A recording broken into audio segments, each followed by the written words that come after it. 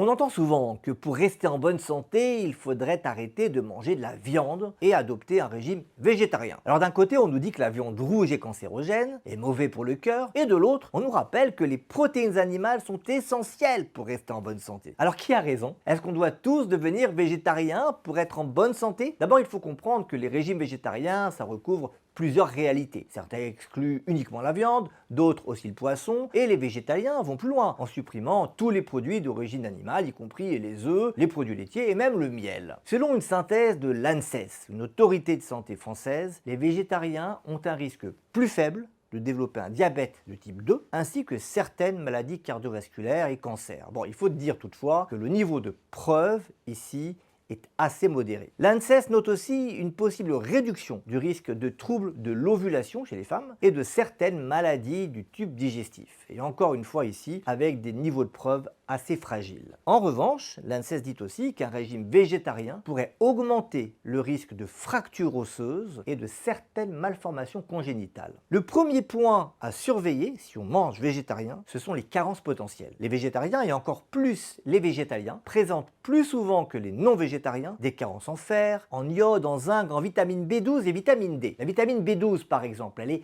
exclusivement présente dans les produits d'origine animale. Alors si vous êtes végétalien, une supplémentation en vitamine B12 est nécessaire. Un autre nutriment à surveiller, c'est le fer. On trouve du fer dans les végétaux, notamment dans les lentilles, les épinards et le tofu, mais sous une forme moins bien absorbé que le fer d'origine animale. Alors pour maximiser son assimilation, on peut vous recommander de l'associer à une source de vitamine C, comme un jus de citron ou un fruit frais. Un autre point crucial, les protéines. Contrairement à une idée reçue, on peut tout à fait couvrir ses besoins en protéines avec une alimentation purement végétale. Mais il faut bien combiner les aliments, parce que les protéines végétales sont souvent incomplètes, c'est-à-dire qu'elles ne contiennent pas tous les acides aminés essentiels en quantité optimale. Alors pour éviter les carences, l'idéal c'est d'associer des céréales, le riz, le blé, le maïs, avec des légumineuses, lentilles, les pois chiches, les haricots rouges. Par exemple, riz et haricots, ou encore semoule et pois chiches, ce sont des combinaisons intéressantes sur le plan des protéines. Alors est-ce qu'il faut devenir végétarien pour rester en bonne santé? La réponse est non. Ce n'est pas en tout cas une obligation. Ce que disent les études, c'est qu'une alimentation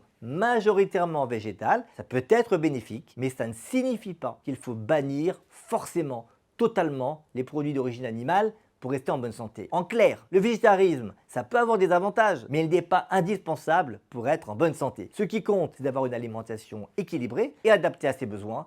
Chacun doit pouvoir faire son choix sans pression ni jugement.